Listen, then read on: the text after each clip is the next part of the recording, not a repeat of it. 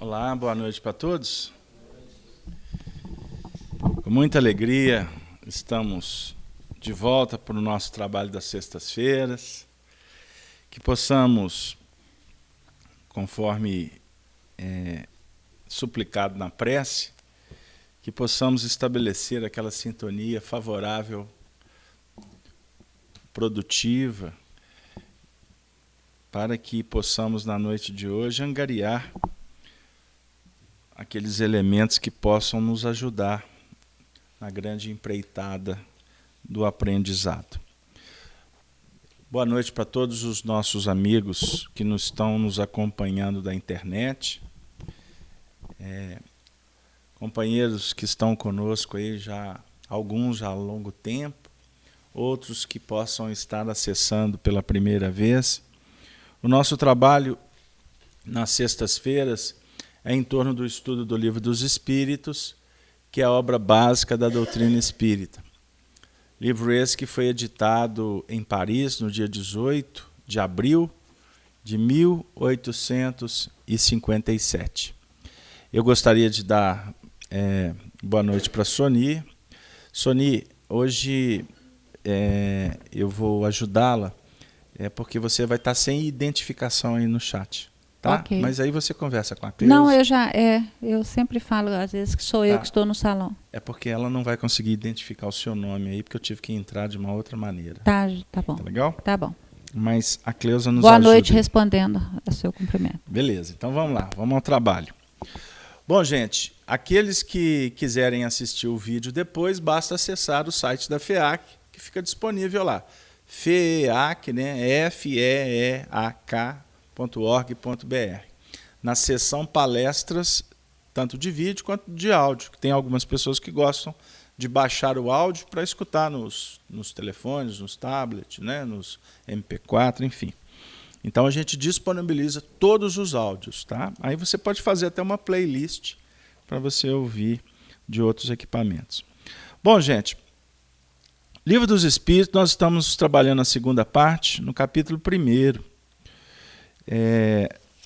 No tópico que trata origem e natureza dos espíritos. Na última semana, nós trabalhamos até a questão 82. Então, eu vou ler a questão 82 e 83 para fazer um comentário da 83. Aí a gente já vai iniciar o mundo normal e primitivo, porque o nosso tema hoje é mundo dos espíritos. Eu já ia entrar na 84, mas a Dora determinou que nós tínhamos que trabalhar 83. Então eu não posso desafiar a coordenação, porque eu posso perder o emprego, né, Márcio? Então vamos lá, questão 82. É correto dizer-se que os espíritos são imateriais? Resposta. Como se pode definir uma coisa quando faltam termos de comparação? E com uma linguagem deficiente? Um cego de nascença pode definir a luz? Imaterial não é bem o termo. Incorpóreo seria mais exato. Pois deves compreender que, sendo uma criação, o espírito há de ser alguma coisa. É a matéria quintessenciada, mas sem analogia para vós. É tão etérea que não pode ser percebida pelos vossos sentidos. Então nós trabalhamos de uma forma bem detalhada, né? Na última semana, com muita paciência.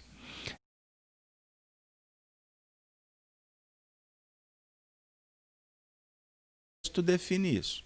Então a pergunta é se os espíritos são imateriais. Ou seja, eles não são matéria. Esta é a questão. Então os espíritos, os benfeitores, afirmam, primeiro, que a nossa linguagem é deficiente, que nos falta elementos para fazer analogia. Mas eles vão dizer para nós que é muito mais fácil a gente falar que os espíritos eles são incorpóreos, ou seja, eles não estão corporificados, porque o nosso corpo é matéria para nós. Então fica mais fácil a gente falar que espírito é o que não é matéria. que aí a gente consegue fazer uma diferenciação didática. Porém, eles caminham mais um pouco e dizem assim, vamos falar que eles não são apenas imateriais. Porque, na realidade, eles são criados por é como se fosse um tipo de energia, e se é energia, é matéria. Entendeu aí? Porque a matéria é a energia que está coagulada, que está consolidada.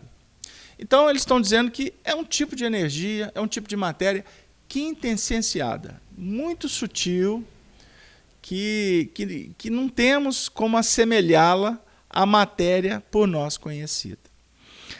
Na última semana, quem estava aqui, e quem for assistir o vídeo, mas quem não vai ter essa oportunidade, só para não dizer que eu não falei das flores, nós fizemos uma introdução aqui, no sentido de trazer uma reflexão quanto a gente conversar sobre o espiritismo, sobre assuntos que são de terreno firme para nós, que dá para a gente caminhar com segurança. E existe, a partir do estudo da doutrina espírita, alguns assuntos que eles acabam nos colocando em terrenos não tão firmes, porque ainda nos falta elementos para a gente chegar mais adiante. Nós não vamos entrar aqui e falar que simplesmente que é um mistério, que a gente não vai, que morreu o assunto e ponto. Não, a ideia é que ainda nos falta elementos, mas que há de chegar um tempo que vamos ter condições de compreender.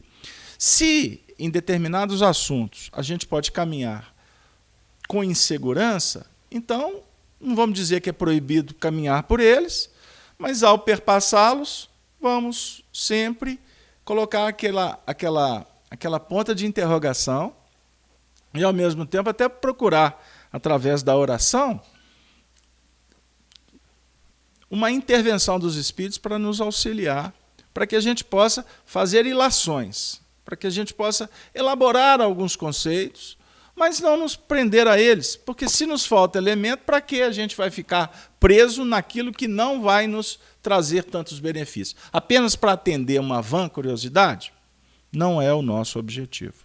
E não deveria ser o objetivo de uma pessoa prudente, certo? Porque senão a gente especula. E aí, inclusive, a gente pode caminhar em territórios que nós vamos encontrar adeptos, pessoas que desenvolvem teses essas que muitas vezes passam a ter até o cunho de serem revelações espirituais, certo? Porque espíritos também advogam, e aí a gente fica discutindo o sexo dos anjos. A questão é essa. Então, por exemplo, existe teoria da criação em que, por exemplo, a matéria foi criada para ser um impedimento para espíritos que se colocavam numa condição de revoltados contra o próprio Deus. Então, aí a gente já começa a caminhar por algumas coisas que faltam até uma certa lógica para a gente aceitar. Então, a gente prefere respeitar aqueles que advogam, mas o nosso trabalho aqui é dentro de uma orientação que Allan Kardec propõe. Então, a gente fica com a doutrina espírita naquilo que a gente já tem condições de ter segurança para afirmar. Tudo bem? Como é que é o seu nome mesmo, amigo? Marcos? Tudo bem, Marcos? Beleza? Podemos continuar? Então, nós não vamos discutir aqui que tipo de matéria essencial, quintessenciada, que é a derivação do espírito, porque a gente vai estar caminhando nesse território um tanto quanto obscuro. Aí nós vamos ler a questão 83, que ela é muito interessante, mas ela já amarra assuntos que a gente já falou anteriormente. Vamos lá.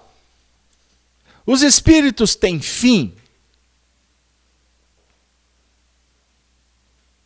Nós não estamos discutindo aqui qual que é o tópico? Origem e natureza.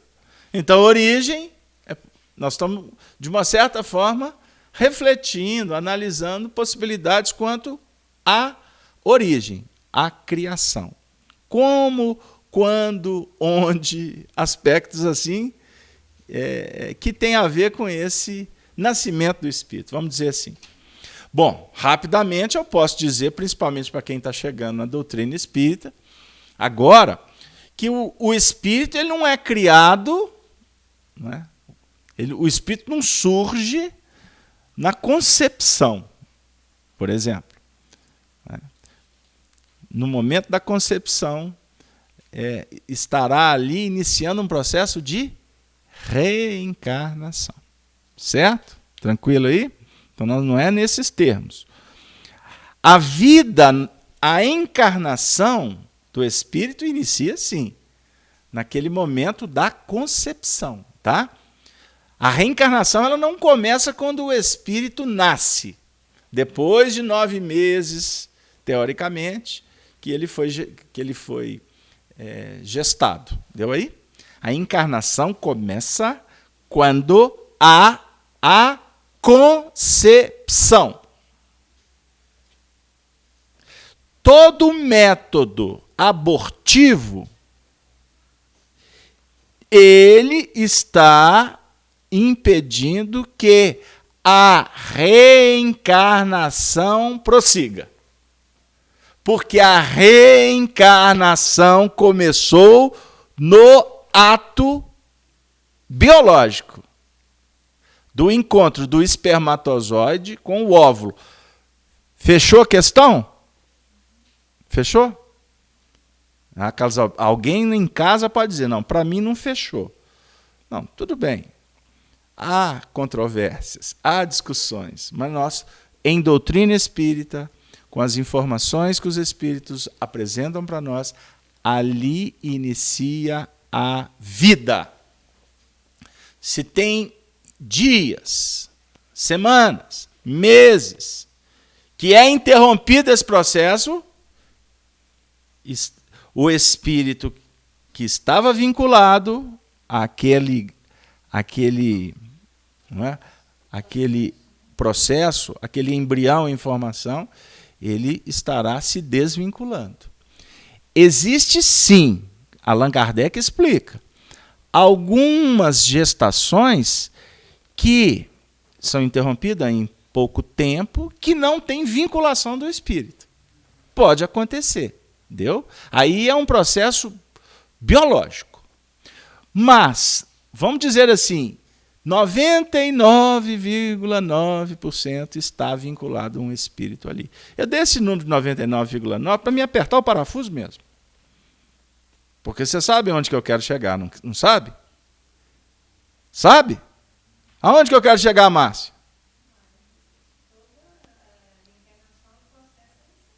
Tá, então tá. Mas aonde que eu quero chegar, Sony? Aonde que eu quero chegar, Denise? Do compromisso, né?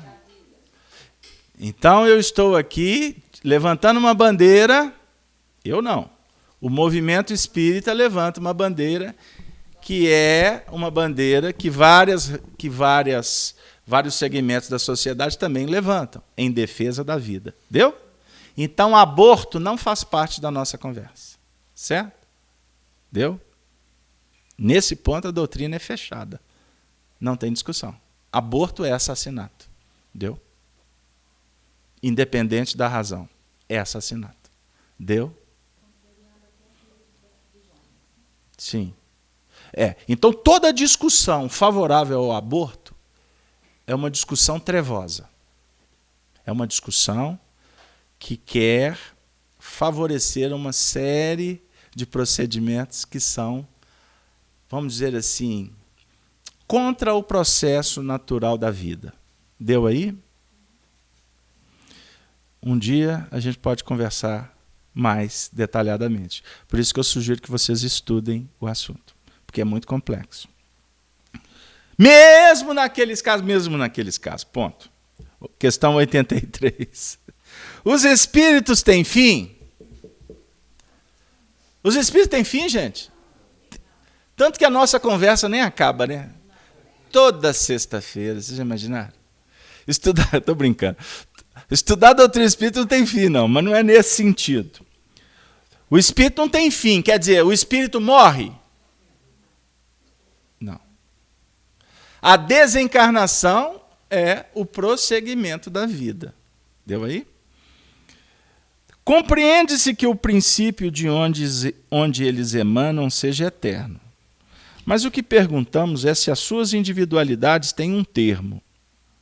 E se em dado tempo mais ou menos longo, o elemento de que são formados não se dissemina e volta à massa de onde saiu, como acontece com os corpos materiais. É difícil compreender que uma coisa que teve começo não possa ter fim. Então aqui, na realidade, não é uma pergunta, é uma questão que o Kardec coloca. Por que eu estou perguntando se o espírito tem fim?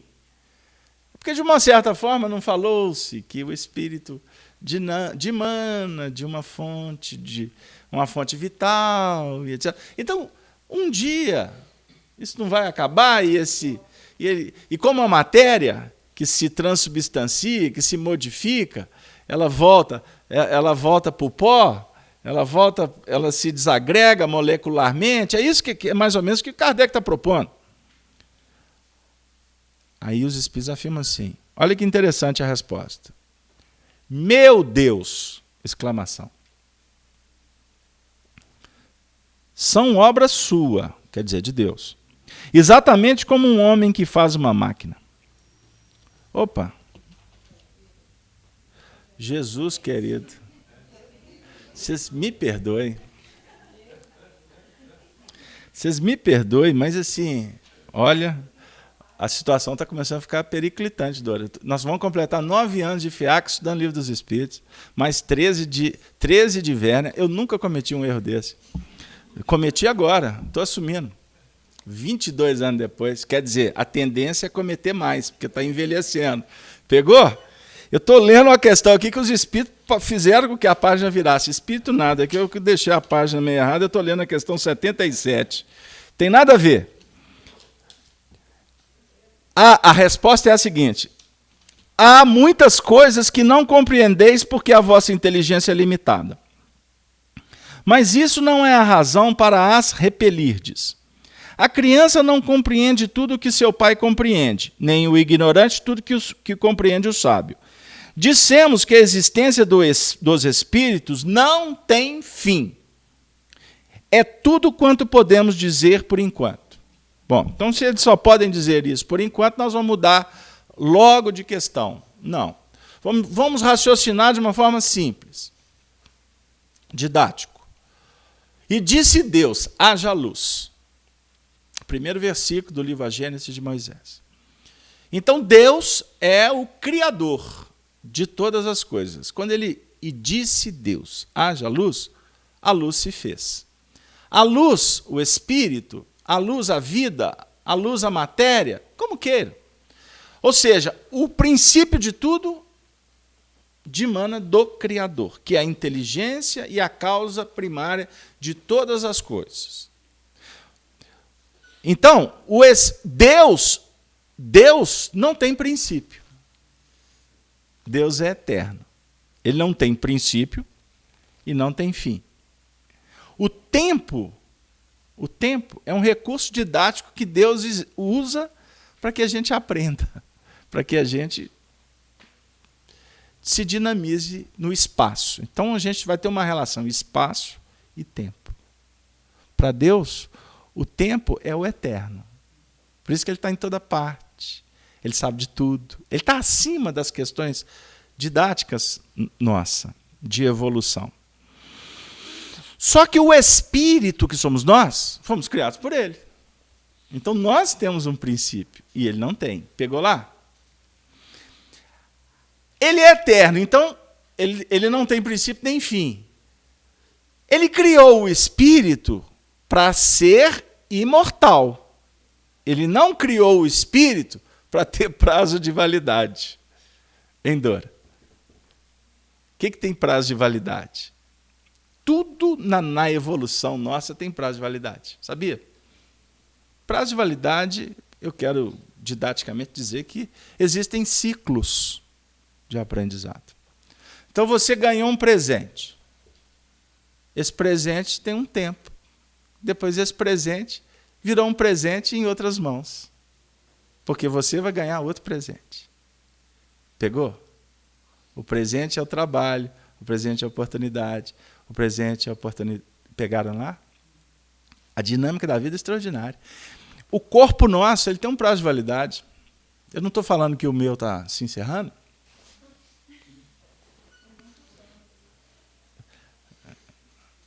Tem um prazo de validade. Nascimento, vida e morte. A mulher, quando vai gestar, isso no Evangelho é extraordinário quando Jesus fala da gestação da mulher, das dores do parto. Porque o parto, os 9 meses, é um ciclo. Ele tem um princípio, ele tem um meio, ele tem um fim. 9 meses, didaticamente, porque pode ser 7, pode ser 6, não estou entrando no mérito, isso é didático. Define-se um ciclo. A nossa encarnação é um ciclo. Só que na nossa encarnação nós temos vários ciclos dentro desse ciclo. Então nós temos, os filósofos trabalham 7 ciclos naquele que tem longevidade. Então você tem os ciclos de tal data, a tal data, e aí vai. Eu não vou mergulhar nisso, porque senão eu não saio. Ok? Mas basicamente eu posso falar assim, vamos pegar o André Luiz com 7 anos. Então, a primeira etapa de uma encarnação é até os 7 anos. Depois até os 14. Depois até os 21. Então, essa base dessa trilogia aqui, ela é fundamental para o indivíduo se arremeter para o procedimento da sua reencarnação. Então, a gente observa no aprendizado até os 7 anos, ele tem uma característica. Do 7 ao 14, tem outra característica do aprendizado. Então, nos 14 anos estabeleceu a adolescência, a gente vai viver aspectos psicológicos importantíssimos, até chegar na madureza dos 21 anos. Deu aí? Então, quando você desencarna, você não vai ficar no mundo espiritual fazendo conta. Como é que foi o aprendizado dos 7 aos 14? Isso não importa.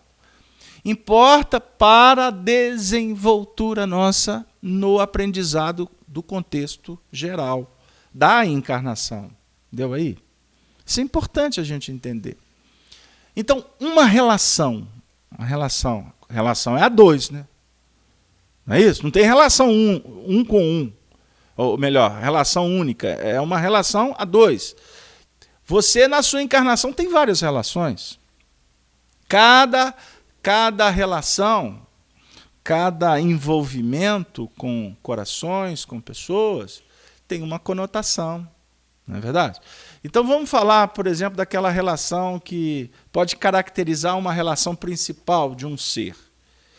Não é? Ele vai encontrar uma alma e com ela ele vai abraçar uma causa. Então eles vão, no nosso contexto social, eles vão se casar, certo? Então num casamento, aí tem os aniversários, né? Bodas disso, bodas daquilo e etc. São etapas. Em cada etapa existe um processo, um aprendizado importante, né? Com uma dinâmica diferente. Não, tá. Aí entra, tá, não. Aí entra as fábulas, né? Existem as lendas. Eu escutei isso. Quando eu casei, um dos meus padrinhos de casamento, né? Padrinho simbólico, né? Um daqueles que a gente chama para assinar, né? Assinar. É engraçado que se assina depois, assassina tudo que assinou. Porque ninguém nem lembra que assinou. Né? É ruim quando os dois compromissados esquecem, né? Porque os outros, tudo vai no social, né? Antigamente isso era valorizado, né? Tinha todo um contexto religioso, enfim. Mas eu queria dizer o seguinte, que aqueles que se comprometem, por exemplo, uma vida a 2, que é um processo extraordinário na evolução, vida a 2, para que se fundamente um processo familiar, né? Porque um casal não é família. Casal não é família. família quando chega o terceiro elemento. Pegou? E daí vai. Que interessante. Quando o casal projeta a família, aí ele está entrando numa dinâmica de reprodução. Reprodução dos acordos assumidos. Olha que legal. Você vai frutificar o que se planejou. É muito legal isso aí. Não é no contexto físico, é no contexto espiritual, psicológico, obviamente com as manifestações físicas. Então, por exemplo, existem casais que não podem ter filhos. Né? Não podem ter filhos biológicos, mas podem ter filhos de outras maneiras. Né? Podem adotar. E aqui eu não estou entrando no mérito dos gêneros, tá? Porque isso é um assunto que é muito tranquilo socialmente, embora as pessoas insistem em baratear. Existe uma insistência que você vê que ela é criminosa de tratar este assunto. Inclusive desrespeitando até a condição infantil daqueles espíritos que precisam de um processo de maturar este assunto.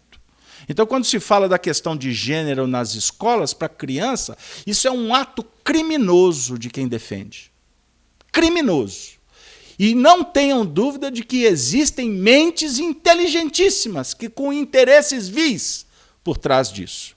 Mas se solta só na base da discussão que atende a gregos e troianos e etc. E fica bem. Agora tem até aqueles que se elegem por causa disso. E vamos criando uma verdadeira confusão numa coisa que é muito simples de conversar. É um assunto muito tranquilo, que a doutrina espírita, por exemplo, esclarece, que vence todos os preconceitos, etc., mas, ao mesmo tempo, estabelece uma ordem nos assuntos. Procedimentos que têm a ver com a evolução de uma maneira natural, sem agressão e sem conflito. Entendeu? Mas vamos voltar. A família. A família é a base da sociedade.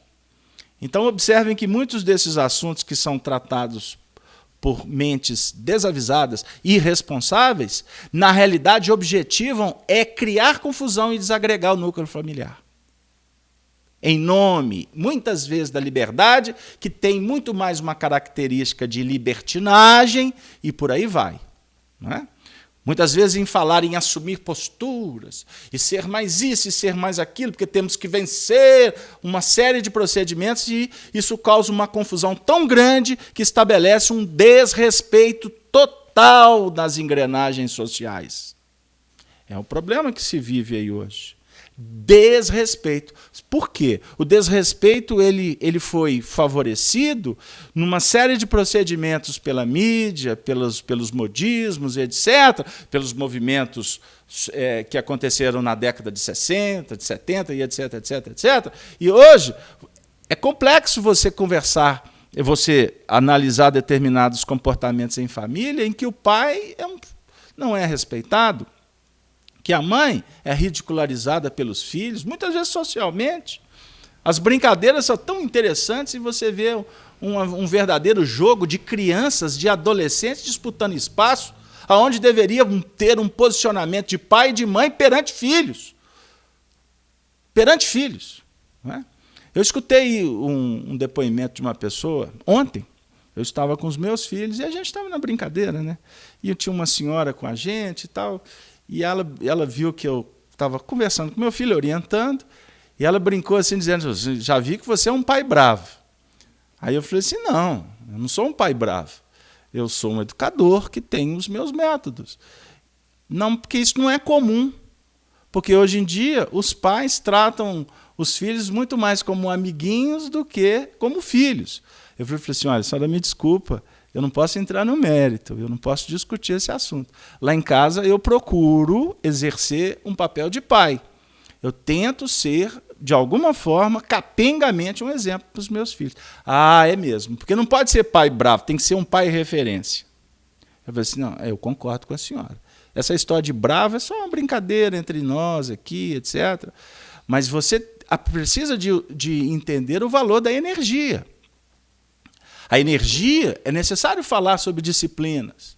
Eu não posso simplesmente ver uma coisa e fingir que está tudo bem, porque eu tenho que dar liberdade para os meus filhos escolherem Não, existe comprometimento. E eu não vim aqui falar da minha pessoa porque isso é vaidade. Eu quero trabalhar com vocês no sentido que a gente precisa de cada um entender e assumir as suas responsabilidades, os seus papéis na sociedade, como pais, como filhos, como mães, como cônjuges, né?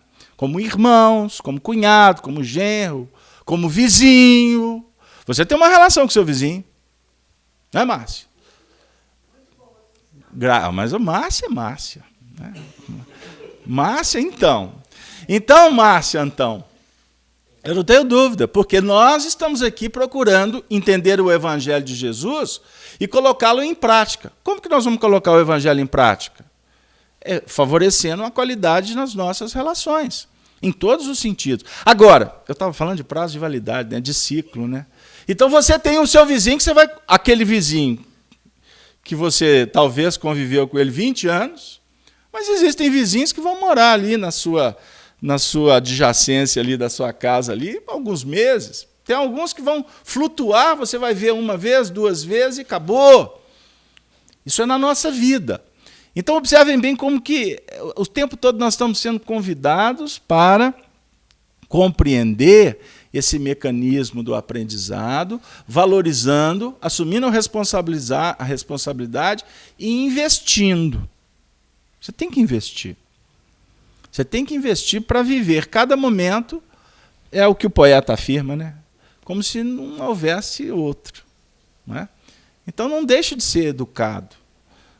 Não perca a oportunidade de ser cordial, né? De ser solidário, de ser romântico. Hein? De ser romântico. Olha lá, o casalzinho, um já cutucou o outro, tá vendo? É assim mesmo. Tem que ser romântico. Aí, afinal de contas, ela é sua esposa. Ah, Casalberto, mas estou com ele 47 anos, mas por que você vai deixar de ser romântica? Ah, porque cansa. Bom, aí é uma outra história. Agora eu posso até arriscar dizendo que talvez cansou porque deixou de investir. De ser romântico. Né? A plantinha você rega. Né? Você coloca a aguinha, você cuida dela, você põe um adubo de vez em quando. Não é assim? É a relação. Agora, se você quer trabalhar a relação só nas questões práticas, racionais, ela vai morrer. Ah, agora já... Enfim, não vou entrar nesse meandro. Mas nós, então, precisamos de refletir que essa questão de o Espírito ter sido criado é extraordinário, porque é um ato de amor, é um ato da divindade. E disse Deus, haja luz. E muitas vezes a gente não reconhece isso. A gente reclama, a gente trabalha uma série de coisas, mas raramente a gente faz aquela oração dizendo, oh meu Deus, muito obrigado, o Senhor me criou. Você já pensou nisso? Eu existo. Eu existo. Muitas vezes a gente precisa do Dia dos Pais, né? Está chegando, né? Que dia que é o Dia dos Pais? Pois é.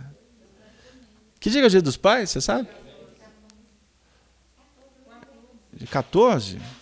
Ah, eu queria que o Dia dos Pais fosse todos os dias. O que vocês acham?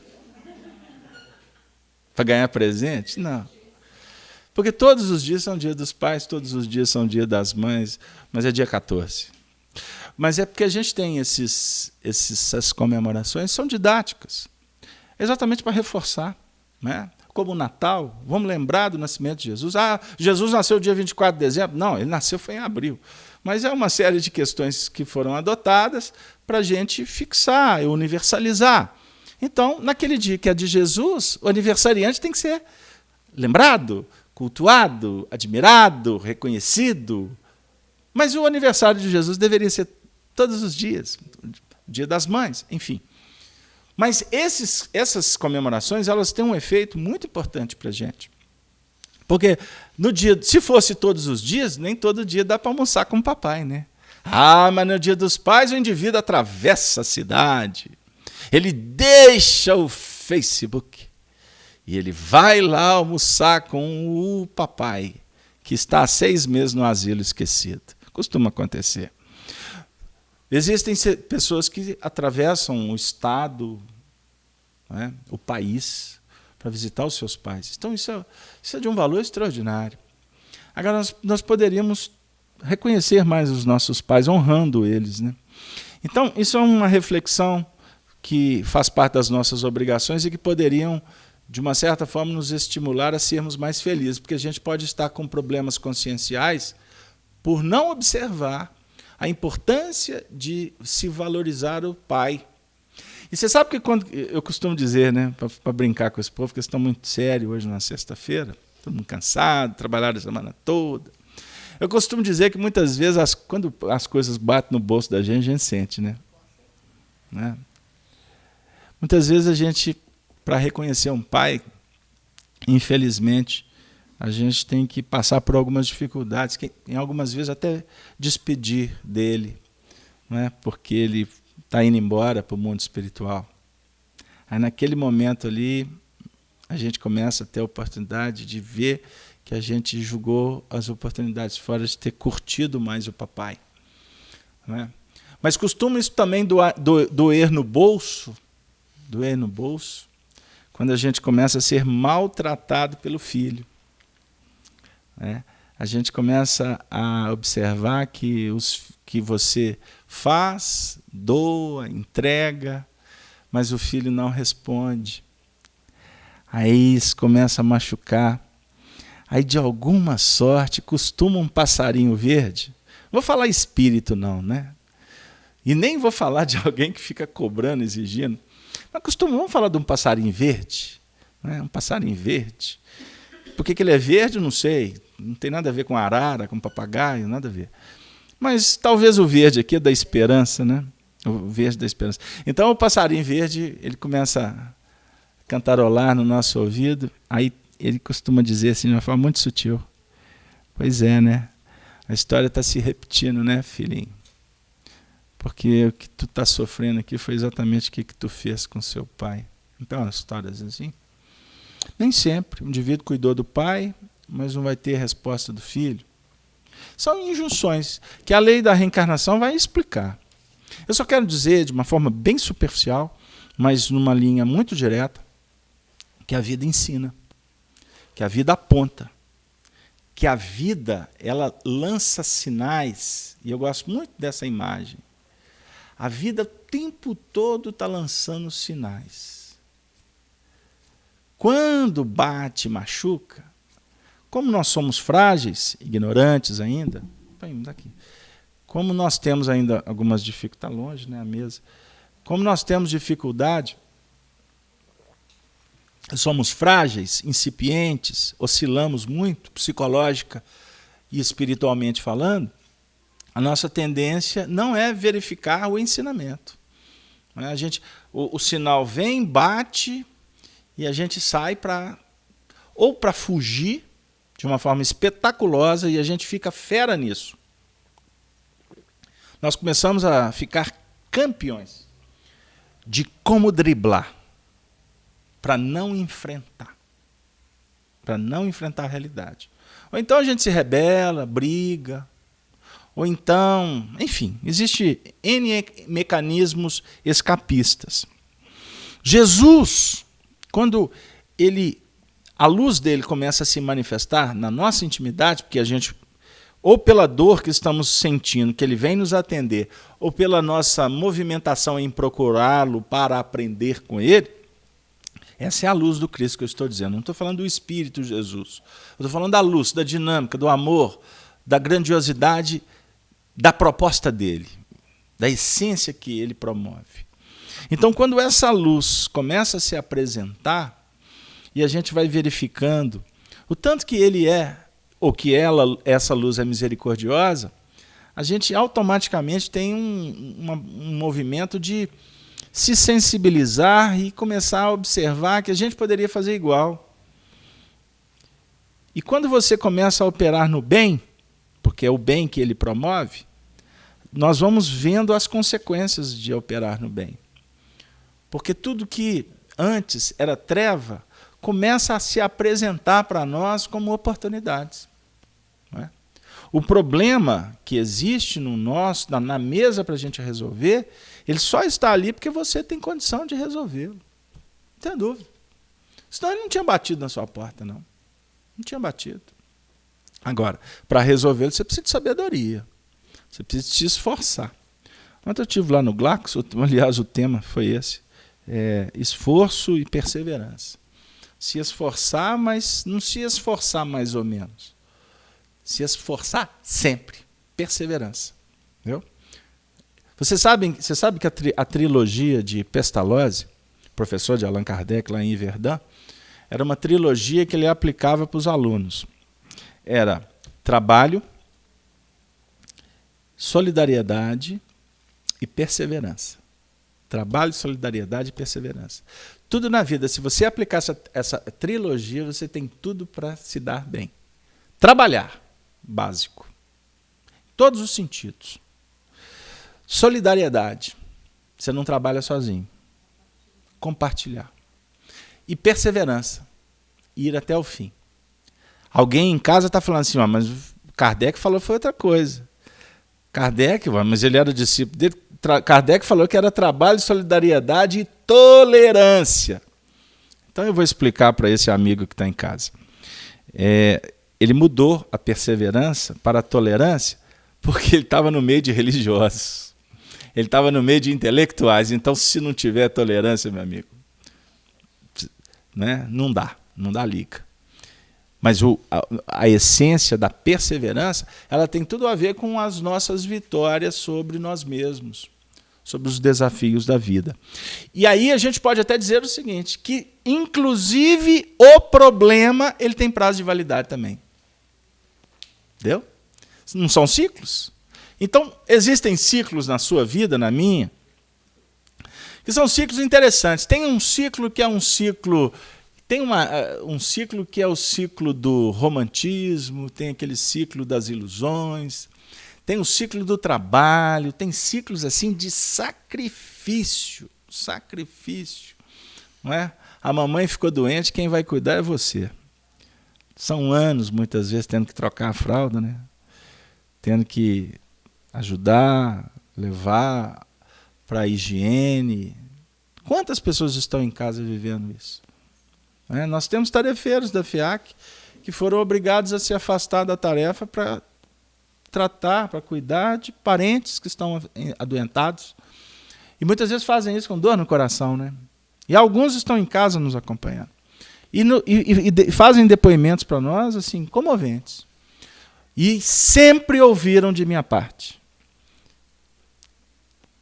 Aquele período todo que tu ficou na FIAC, simbólico, né? Nós já trabalhamos em tantas casas.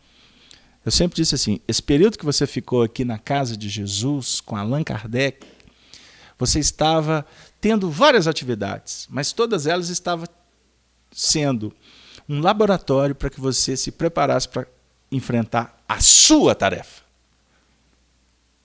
Lá no centro não é a sua tarefa. Olha o que eu vou dizer. Olha o que a espiritualidade está propondo aqui para mim, que inclusive está sendo até uma novidade para se refletir. Tudo que acontece na casa espírita é a tarefa do centro espírita. É daqui, é do projeto. Certo, Dora? Mas você trabalha nesse projeto. Se você é convidado para trabalhar naquele quesito ali, naquela situação, a tarefa passa a ser confiada a você. Você está assumindo uma responsabilidade importante. Mas se você não abraçar essa tarefa, outro vai. Outro vai se responsabilizar. Então, Denise, você já ouviu isso, que eu também vou repetindo demais, né? E vai perdendo o repertório, aí repete mesmo. Eu já repeti isso muitas vezes, que se você foi convidada para aquela tarefa, a oportunidade está sendo para você. Então vá com humildade fazê-la, com amor, com dedicação, procurando fazer da melhor maneira que você dá conta, de sorte que você não está provando para ninguém do centro que você é capaz, você não tem que dar resposta, aqui não tem cobrança de resultado, é lógico que a gente acompanha. Acompanhe no sentido de verificar se o indivíduo dá conta ou não dá conta. Aí a gente, como gestores, a gente puxa para cá, vem para lá, faz aqui, faz acolá. Mas a ideia é que a engrenagem funcione, certo? Mas que você que está indo lá com que entendeu que a missão chegou para você, dona Eustáquia, só está cuidando do meu Bungavilho, não está, dona Eustáquia? Estou aproveitando para falar da missão da senhora, dona Eustáquia. Está vendo? Ela está cumprindo a missão dela. Então é o seguinte, por que ela que recebeu a missão? Não sei. Porque ela tem habilidade? Porque ela é uma pessoa disponível? Porque ela falou assim, conta comigo? Tudo tem a ver. Mas por trás, na realidade, na essência dessa mensagem, eu não tenho competência para afirmar por que ela que está cuidando do Bungavilho. Agora, ela pode cuidar do Bungavilho, como ela pode deixar o Bungavilho no meio do caminho, não pode? Se ela deixar o Bungavilho pelo meio do caminho, você não tenha dúvida que é planos nossos ter o Bungavilho, uma hora vai aparecer outra mão abençoada para cuidar do Bungavilho. Quem perdeu a oportunidade de cuidar do Bungavilho? Não, faz de conta. A senhora não está perdendo. Eu não posso perder. Daqui a pouco ela desiste, não pode não. Estou brincando com ela. Ou seja, o passista é que precisa de aplicar o passe. Eu estou aqui há 30 anos. Parece que foi ontem que comecei. Quem que é o maior necessitado? Sou eu. Não é assim que a gente fala aí com os jovens? Sou eu. Quem que foi obrigado a estudar a doutrina espírita para fazer os estudos? Fui eu. Quantas horas? Talvez eu possa dizer para vocês, sem nenhuma vaidade, mas é falar no intuito de estimular, tá? Estimular. Eu posso dizer que eu estou completando 5.0, que graças a Deus, talvez 2/3 foram dedicados para a doutrina espírita. Talvez 2/3. Eu quero fechar, quando eu desencarnar, com um percentual maior. Doutrina espírita não é porque eu estou 2/3 da minha vida dentro do centro espírita. É porque quando a doutrina espírita surgiu na minha vida, ela passou a ser a bandeira do meu coração. Então eu comecei a me entregar nesse processo, porque ele me fez bem, ele me acolheu. Eu cheguei desesperado no centro espírita, eu cheguei todo desconjuntado. Aí alguém me colocou no colo, me ensinaram, me deram água, me deram flor, me deram pão, me deram remédio, me deram cobertor. Aí eu me senti bem. Opa, comecei a respirar. Comecei a respirar diferente. Foi tão acolhedor, foi tão produtivo que fizeram comigo, que isso me conquistou. Eu estou falando num sentido bem periférico, tá? Bem social. Não estou falando de compromisso espiritual, não estou falando de missão, não estou falando nada disso. Eu estou falando nas questões práticas. Então só me restava uma coisa, dizer muito obrigado. E o muito obrigado, na língua portuguesa, fala de obrigação. Pegou? Eu passei a me obrigar com aquele acontecimento. Pegou lá? Não é só um reconhecimento periférico.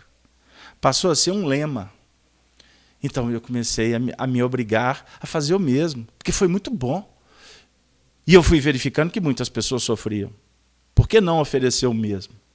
Não sei se vocês estão entendendo. É lógico que estão, vocês são inteligentes. É só uma forma de expressar. Então, isso passou isso na minha vida, como na de milhares, vou falar milhares, sei lá o número, não dá para mensurar, de corações que foram abraçados por Jesus na doutrina espírita, se comprometeram e vão replicando. Então nós poderemos dizer o seguinte, que existe prazo de validade, sim, que existe ciclos, que existe tempo, que existe estações, em tudo na vida. Agora, se em cada procedimento nós adotarmos uma fonte para irrigá-lo, chamado amor, nós podemos concluir que para o amor não existe prazo de validade. Chegou lá? Quer falar, Soninha? Ela esquece. Eu achei bonito o que a Cleusa colocou aqui. Perseverar, trabalhando e servindo, entendendo e edificando, aprendendo e redimindo. Dr. Bezerra. Você falou agora mesmo. Mais alguma participação? Não, só esse mesmo. Tá. Deu aí, gente? Olha que interessante como é que são as coisas. Então, a Dora colocou no quadro. Questão 84, 85, 86 e 87. O Espírito foi criado. Ô, Dora, será que a gente não toma jeito, Dora? Eu vou fazer uma brincadeira com você. Será que nós não aprendemos? Olha, Dora, tem quantos anos que nós estamos juntos? Ela é muito boazinha. Graças a Deus, o que irriga a amizade minha de Dora é amor. Porque ela tem uma paciência de Jó. Ela olha para mim e fala, Dora, hoje, por favor, você coloque questão 84 no quadro, mas e a 83, Casalberto? Eu disse, não, eu não posso fazer 83, porque eu até agora não cheguei no 84. Só porque eu fui atender a Dora. Ou seja, não dá para correr. O amor, vamos voltar. Para o amor não tem prazo de validade. O amor é eterno. O que define prazo de validade é exatamente essa dinâmica nossa que ainda nos envolve na materialidade, nas questões operacionais, nas questões racionais do processo do nosso aprendizado. Isso vai caracterizar o tempo, a longevidade, o espaço de operação. Nós vamos chegar na condição de entender, inclusive isso na prática. Por que Jesus diz assim? Quando duas ou mais pessoas se reunirem em meu nome, ali eu estarei. Vocês já pararam para pensar sobre isso? Geralmente a gente fala assim, então, vou fazer uma prece, ele deve estar aqui. Gente, vamos fazer o culto hoje. Quanto mais pessoas, mais força nós vamos ter para Jesus estar conosco. E na realidade ele está falando de uma maneira muito mais transcendente do que a gente possa imaginar. Ele está falando de interação. Ele está falando de fé. Ele está falando de procedimentos que, quando pautados quando sustentados pela base do amor, eles perenizam. Se não tiver amor, não vai adiante. Deu? Não vai adiante. Então, quando eu falo assim, eu quero me comprometer, trabalha primeiro o motivo, trabalha primeiro o sentimento, para que esse eu quero me comprometer, ele tenha uma sustentação, para que haja uma longevidade, para que você consiga vencer todas as injunções, todos os impedimentos do caminho. Denise, quer falar? Por favor. Você vai ter que... Pode vir. Vamos ouvir a Denise. Senta aqui pertinho ali, ó. Senta. Enquanto você estava falando, eu estava ali conversando comigo mesma. Ainda bem. E um sentimento, um pensamento assim que me chegou. E quanto mais você sente esse amor, mais ele cresce. E quanto mais ele cresce, as coisas deixam de ter uma conotação de sofrimento. Então, quando você disse a respeito de fazermos algo e nos dedicarmos a algo, seja o que for, com amor, deixa de ser sacrifício, o cuidar do outro, participar de uma tarefa, de vir, como você brinca, né? De vir sexta-feira, mas sexta-feira, né? Você vai assistir a reunião, né? Hoje tem Olimpíada. Então, assim, foi um sentimento que foi me dando. Você foi assim, esse amor só cresce e deixa de sofrer, deixa de ser obrigação. Obrigação não no sentido da disciplina que a gente se coloca de se manter ali. É nesse sentido, mas a obrigação assim, de gratidão. Obrigação que eu falo assim, igual eu disse, com comprometimento consigo e com aquilo que você está fazendo. Então, foi isso, assim, foi me dando esse sentimento de crescimento, de gratidão. Hoje eu conversava com um coração amigo e ele veio me contar de uma manifestação ontem, ao final de uma reunião mediúnica lá na Casa Espírita que ele trabalha, uma manifestação, uma comunicação da nossa alma querida Chico Xavier. E o Chico surpreendeu a todos com uma mensagem muito, muito, muito especial. Porque a dinâmica da atividade foi muito difícil, houve atendimento a um grupo muito extenso de espíritos sofredores. E no final da atividade estava todo mundo exaurido mesmo, cansado. Mas, ao mesmo tempo, o que pairava no ambiente era um sentimento de muita alegria, de muito contentamento, aquele sentimento do coração revigorado, diante de tantos sofrimentos que foram cultivados ali naquela atividade.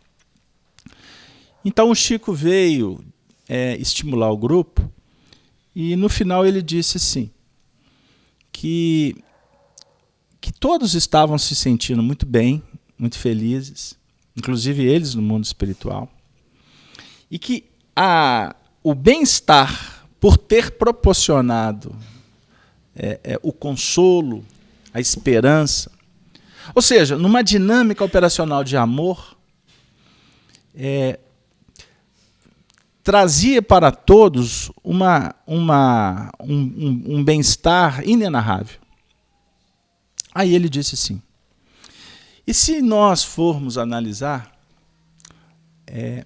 nós vivemos aqui um momento de puro cristianismo, entre quatro paredes, numa reunião íntima, ou seja, um grupo seleto, ou seja, um grupo pequeno de pessoas compromissadas, que se prepararam, que assumiram uma tarefa.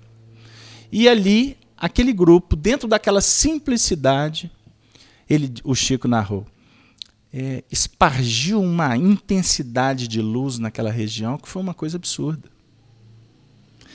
E que, embora para os encarnados o alcance é apenas aquelas manifestações que aconteceram ali, a ambiência espiritual, ela transcendeu aquelas quatro paredes.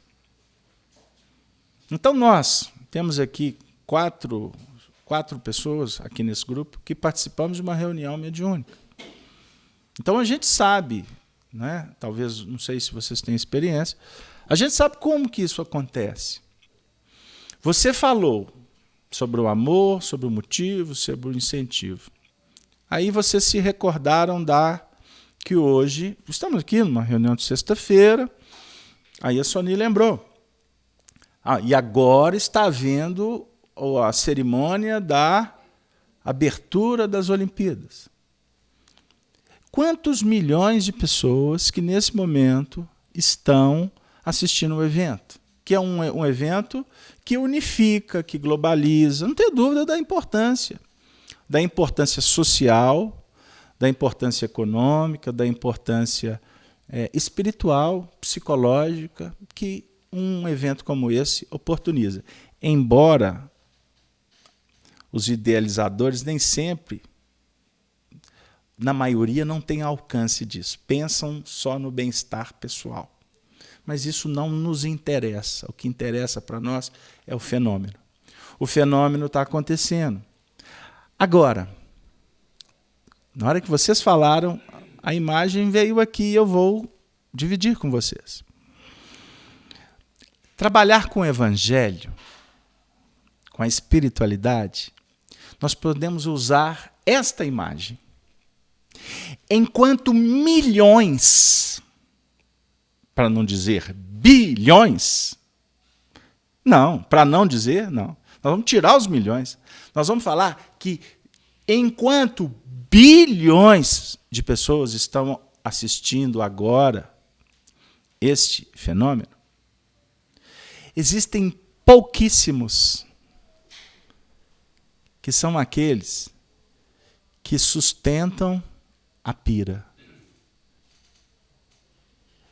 Raros são aqueles que fazem luz na pira, na tocha. Pouquíssimos dão a volta olímpica.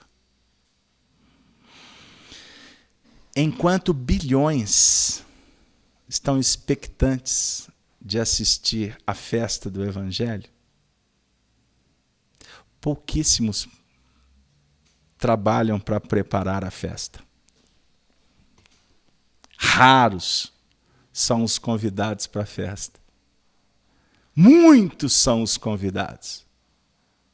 Muitos.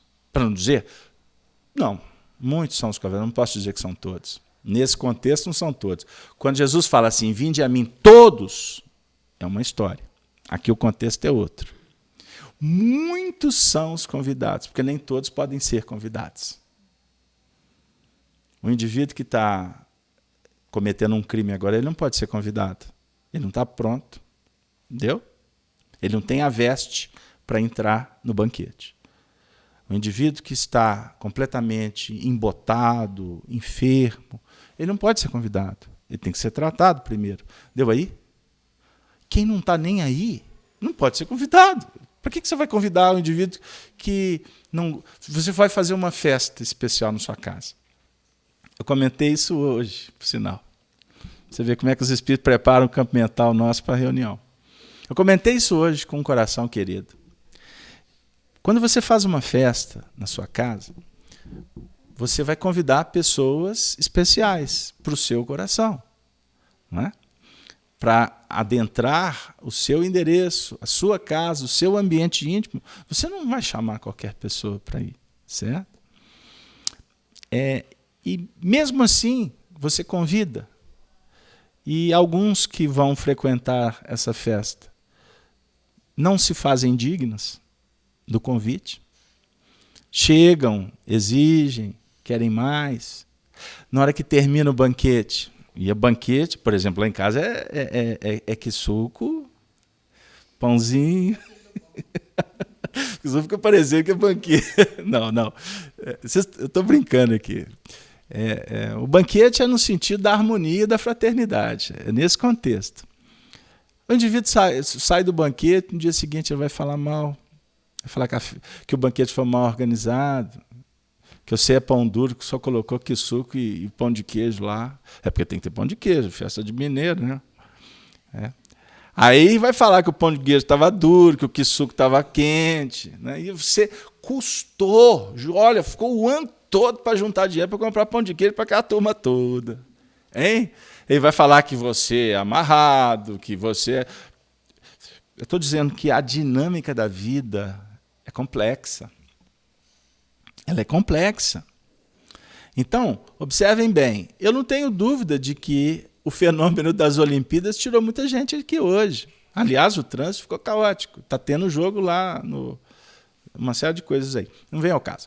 Mas muita gente deixou de vir por causa das Olimpíadas. Se eu estivesse... eu tenho que responder por mim, não posso responder por ninguém. Se eu estivesse na minha casa, assistindo às Olimpíadas agora, sabendo que a reunião na FIAC estava acontecendo, no grau de responsabilidade que eu assumi, vocês não tenham dúvida de que eu ia dormir muito destroçado. Eu não ia ficar bem. Aí eu escutei uma pessoa, que eu não vou dedurar quem é agora, que ela está aqui, que ela falou assim, nossa, eu estou com tanto problema e tal. Eu falei assim, mas e aí esse problema? Ah, não, mas tem alguma coisa a ver com a nossa casa? A pessoa falou assim, de jeito nenhum. Porque a FIAC é a melhor coisa da minha vida. Eu olhei para essa pessoa e falei assim, engraçado, eu acho que eu posso dizer o mesmo. Não é a FIAC casa física. Primeiro são vocês, amigos, que eu não tenho dúvida que são amigos. Eu não tenho dúvida de que vocês vão sair daqui, vocês podem até falar mal. Pode até reclamar do pão de queijo, do quisuco, do bolo, né? Porque hoje é aniversário do Igor, né? Vai ter um bolinho ali, viu? Não sei se a evangelização vai dar pedacinho pra gente, mas vai todo mundo para lá, combinado? Vamos chegar de surpresa. Se vocês fizerem escondido da gente, nós vamos lá. Mas eu quero dizer o seguinte, estou brincando. Hoje, como tem pouca gente, nós estamos conversando. Não estou com pressa, não estou com preocupação com o conteúdo. Embora muitos corações estão nos acompanhando dos seus lares. Eu quero dizer o seguinte, a dinâmica do trabalho com Jesus, não tenho dúvida de afirmar que é a coisa mais importante da minha vida. Se essa pessoa que me falou disse, eu estou feliz, porque eu também penso a mesma coisa. Ah, Carlos Alberto, mas e mamãe, papai, filhinho, mulher, cachorro, papagaio, etc, etc? Cada um tem o seu vínculo com o meu coração, eu com o dele. Agora, para que eu possa ter força, orientação suficiente para trabalhar cada vez melhor nas minhas relações, sem Jesus eu não consigo. No atual estágio que nós chegamos. Eu não consigo. Eu não prescindo mais de Jesus. Jesus é imprescindível na minha vida. E isso eu não estou falando no sentido de convencê-los, de comovê-los, nada a ver. Estou dizendo a mais pura verdade. E quem trabalha comigo sabe disso.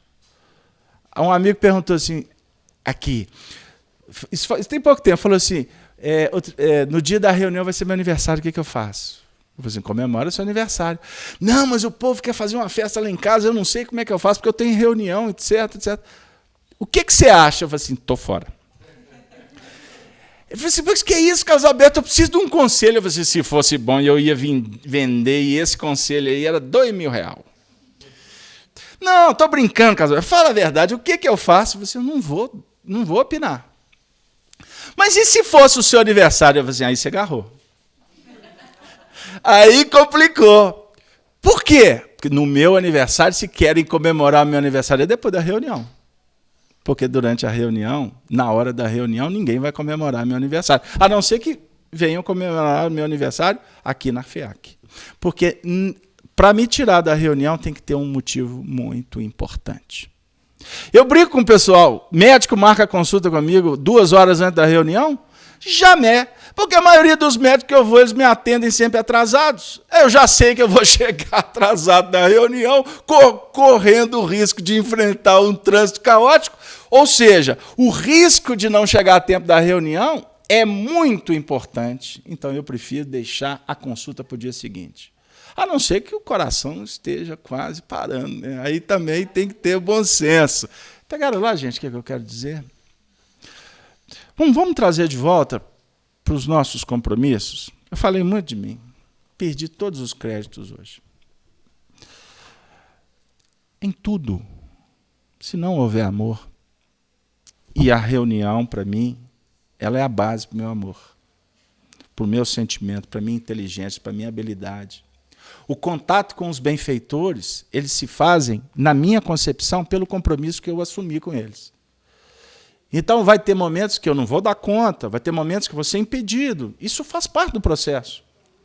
Mas se depender da minha escolha, eu tenho que estar no trabalho. Eu tenho que estar vinculado com as minhas orações. Eu não consigo trabalhar na minha evolução sem a orientação espírita. Não dá. Então, quando eu tenho dúvida, quando vocês muitas vezes me questionam e que eu não consigo responder, a minha fonte de consulta é Allan Kardec. Os meus desafios de vivência é com Jesus. O que eu faço? Vamos tirar agora os personalismos? Quando você tiver dúvida, o que eu faço? Pergunta para Jesus. O Carlos Alberto, mas é difícil marcar audiência com ele. Não. Fala assim, Jesus, se fosse o Senhor, o que você faria? Ah, mas aí é fria. Porque ele vai perdoar. Eu falei assim, então, se é fria, se é quente, aí é com você. Se for para oferecer, ele vai oferecer, e eu não estou muito disposto. Eu falei assim, então, você tem uma questão a ser resolvida com Jesus, não é com a doutrina espírita. Porque o papel da doutrina espírita é apontar para nós o quê? É esclarecer. De onde que tu veio? O que você está fazendo? O que você pode fazer? qual é a consequência das suas escolhas? Isso é doutrina espírita. A doutrina espírita é a doutrina que favorece o nosso entendimento de uma forma que nenhuma outra proposta do mundo oferece. Olha para o teu lado. Se você puder, se você é clarividente, tem muitos que nos acompanham na internet que são clarividentes também. Muitas vezes narram até a ambiência espiritual aqui da nossa reunião. Mas se você não tem uma mediunidade mais ampla, você tem a capacidade de perceber. Isso é do espírito. Todos nós sentimos a influência dos espíritos de alguma forma. Vocês já pararam para perceber o alcance de uma reunião como essa? Quantos espíritos estão aqui? Estão conosco? Vieram à reunião porque sabiam que nós estaríamos aqui? Você tem saudade da mamãe? Do papai? Lembra daquele vovô querido? Da titia Clarice? Hein? Dona Joana? Sadonana? Arnaldo Rocha? Meimei? O nosso querido Chico? Todos os familiares, amigos. Quantos espíritos que podem estar aqui agora? Porque hoje eles já estão numa condição de querer acender a tocha olímpica. Eles não querem mais só participar no meio do povão, assistindo o glamour que está lá fora. Pegaram lá? O glamour que está lá fora é importante para bilhões de pessoas. Eu não estou dizendo aqui que não é importante, que não seja importante. Mas até quando nós vamos ficar expectantes dos movimentos da Terra, apegados a isso aqui? Amanhã tu desencarna, meu amigo. Daqui a pouco, o prazo de validade venceu. Só que a gente não para pensar sobre isso. Muitas vezes, a nossa administração espiritual ainda é aquela administração que está em vias de falência aqui na Terra. Que via de falência é essa que você está falando? Trabalha só com os recursos na conta do chá. Já ouviu falar isso? Tem muita gente, para não dizer que uma grande maioria, só pensa no agora. Não para pensar que amanhã ele pode não ter nem condição nem de produzir mais. Já pararam para pensar nisso? Amanhã eu resolvo. Guarda em celeiro. Estou falando para você ser ganancioso, mas planeja. Tem que ter sobra. Muda hábitos, até na administração física. Você está em crise, você vai continuar gastando do mesmo jeito? Não dá. Você não tem que selecionar? Antes, dava para comprar aquele azeite X, agora, azeite está caro. E feijão? Se algum dia já alguém parou para pensar que feijão poderia estar mais caro que carne. Olha que legal. Aí tudo isso vai acontecendo, sabe para quê? Para falar para a gente assim, valoriza, repense. Não pense que as coisas não mudam, porque mudam. Eu sempre, quando falo em mudar, eu lembro da lei de mudança. O Emmanuel, a certa feita, falou isso para o Chico, que existe uma lei divina, que se chama mudança. Aí o Emmanuel, que faz muito trocadilho, disse assim, agora preste atenção, que na lei de mudança só existe uma coisa que não muda. Ele falou para o Chico. Aí o Chico, o que é que não muda na lei de mudança? A mudança. Tudo está em franco processo de mutação, de transformação, de mudança. E óbvio que a mudança é para o melhor. Ah, mas piorou. Não, piorou não. De repente, a facilidade enganava. A facilidade era para preparar. Porque na hora do desafio é que o indivíduo cresce. No contexto que eu vou apresentar agora, eu vou dizer o seguinte, que ninguém evolui remando, não é, a favor da maré. Você vai evoluir remando contra a maré. É nesse contexto, viu, gente? Porque tem um outro contexto que a vida está dizendo para você ir a favor da maré e você está indo contra a maré. Não é? Pegaram lá o que eu quero dizer? É no atrito, é tendo problema, é tendo equação para resolver que você vai crescer. Isso é básico. Por que nós estamos vivendo um grande desafio com a juventude atual? Porque a grande maioria não estão tendo a oportunidade de se esforçarem desde cedo como uma outra geração que talvez nós fazemos parte. Aonde as coisas eram muito mais difíceis, você tinha que se virar desde cedo. Hoje, para o menino sair de casa para trabalhar, ele vai sair com quanto tempo? Ah, pois é, e agora você me alertou, porque eu me recordei de uma conversa com alguns sociólogos que estão discutindo essa história agora, que filho com 30 não quer sair de casa mais não. Não quer sair, mas vai sair? Vai enfrentar o furacão da vida? Não, tá bom demais. E mamãe continua levando a toalhinha na porta do banheiro até hoje. Mãe, o sabonete, mãe! Eu falava isso lá atrás, eu acho que eu vou ter que atualizar um pouco as brincadeiras, mas lá no Verne eu brincava dizendo, e aí, mãe, traz a toalha, traz a chinela. Aí lá vai a mãe. A mãe chega na porta do banheiro até com andador, que ela está com 89, e ele com 73. E a mãe está levando para ele até hoje a toalha, o sabonete e a chinela, porque ele esqueceu. Mas tem mamãe. Pegou lá. Se tem facilidade, é complexo. Agora é óbvio que nós não podemos ser retrógrados. Nós temos que adequar o contexto, porque as coisas, né, mudam mesmo e é muito complicado. Não dá para também lançar sem base, né? Porque as coisas são muito diferentes. Mas, em termos de resultado, a gente observa uma superficialidade, que não estou generalizando, mas um percentual grande, de muita superficialidade na juventude. Superficialidade. Falta de comprometimento e habilidade para dar conta. Falei bobagem?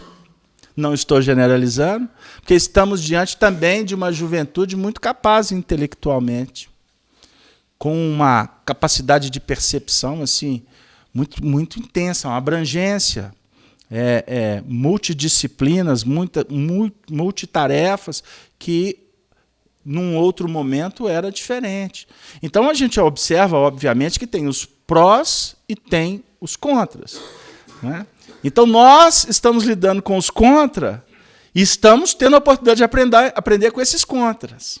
E com os prós também que essa juventude oferece. Ou seja, o intercâmbio, a interseção, sempre favorecendo o progresso de ambas as gerações que se intercomunicam. Como favorece o intercâmbio extraordinário com os benfeitores espirituais que estão conosco. Eles querem o nosso progresso. Eles estão nos incentivando a acender essa tocha olímpica e sairmos como atletas do bem. E não tenham dúvida de que eles, não estou dizendo os avatares, né, os espíritos superiores, mas existem espíritos que convivem conosco que estão numa mesma faixa de aprendizado. Eles estão aprendendo com essa geração aqui também. Né? Eles estão se candidatando a reencarnar e depois vai virar o disco. Esta geração que está encarnada agora vai para o plano espiritual e seremos nós que vamos intercambiar com ele, porque o intercâmbio é pleno, extraordinário. E hoje, sem cumprir os protocolos, nós vamos ficar com a questão 83, e o que vocês estão vendo no quadro a Dora fez uma previsão do futuro. Na realidade, ela é médium profética. ela fez uma profecia. Carlos Alberto, na próxima semana. O Zé Aparecido fica bravo comigo lá na Rede Amiga Espírita, porque ele coloca os temas, aí sai tudo diferente. Eu falo, Zé, meu Deus, a culpa é da Dora. A Dora que... Aí, lógico que eu transfiro para ela, porque eu vou ficar mal com o Zé, né, Dora? Aí depois a gente sai consertando, mudando os títulos, etc. Mas eu estou brincando, mas eu queria concluir. Você ia falar? A Cleusa fez um comentário sobre a Dora que eu queria passar para você. O Beto tem um grande alívio na Dora, ser professora. Senão levava o evangelho na cabeça igual o Chico. Aí, Dora, você ia me dar uma surra de Bíblia. É porque a Dora é parceira. E a Cleusa nos ajuda também, muito amiga. Mas hoje eu queria agradecer a vocês e dizer que o sentimento nosso é de um dever cumprido. E o trabalho que nós realizamos, até com a responsabilidade de estar dividindo esse trabalho extra, de uma forma fora FEAC, né? Dividindo esses estudos com tantos corações, o que a gente jamais vai abrir mão é exatamente que esse trabalho perca a sua característica de ser um estudo com um grupo de pessoas amigas. Nós não temos objetivo de intensificar, de entrar numa dinâmica de intelectualidade mais profunda. Nós queremos sempre trabalhar com as bases da simplicidade, do compromisso com as bases da doutrina e do evangelho. Porque o que nos importa principalmente é que essa reunião possa favorecer para que a gente possa voltar para o nosso núcleo de responsabilidade em paz. Que a gente possa sair daqui bem, para que a gente possa sair aqui da casa ou do estudo revitalizados e confiantes de que somos filhos de Deus, que Ele, o Senhor da vida, nos concede o próprio dom da vida para que nós possamos aprender o caminho da evolução e um dia nos tornarmos homens de bens, aqueles homens que vamos viver a lei de justiça, de amor e de caridade. O versículo que foi colocado no quadro, que será repetido na próxima semana, eu vou ler como reflexão final. Quando Jesus afirma no Sermão da Montanha: buscai primeiro o reino de Deus e sua justiça. É o que eu acredito que todos nós estamos buscando. Falamos um pouco da gente, e eu vou repetir, com um intuito só, de quem sabe estimulá-los. Não para que vocês se comprometam com esta ou com aquela causa do mundo de fora, inclusive dentro de um contexto do próprio Espiritismo. Mas, acima de tudo, que a gente possa assumir de verdade e levar à frente as nossas responsabilidades que só o nosso coração aponta para nós como a nossa missão, a nossa tarefa. Cada um na sua, mas cada um procurando realizar para realmente se sentir em paz. Eu gostaria de convidar a Dora para vir aqui à frente agora, para que a Dora faça a prece final por nós, em agradecimento a esse encontro tão fraterno, tão amigo, tão singelo. E quando vocês chegarem em casa, que for assistir a cerimônia da tocha olímpica sendo acesa, vibrem com esse momento, que é um momento muito especial, porque enquanto existe aqueles que querem promover discórdia, intolerância, guerras, trazendo mal para o semelhante, quantos assaltos, quantos comportamentos que caracterizam um primitivismo, uma barbárie que nos deixa constrangido. Mas também vamos pensar que existem milhões de pessoas passando fome nas filas dos hospitais, sem recursos básicos, enquanto políticos, dirigentes gastam bilhões para fazer festa, pessoas de bem que pagam impostos estão desempregados, sem as coisas mais elementares para viverem com dignidade. Então, tudo isso caracteriza uma grande contradição. E nós estamos aqui num grupo reduzido, porque a gente está percebendo que existe alguma coisa que precisa de mudar.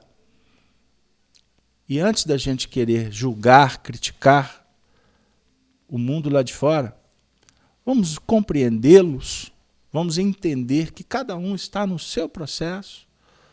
Com isso, a gente tende a ser misericordioso com o semelhante, e aí a gente abraça uma causa que o reino de Deus propõe, que é de nos transformarmos.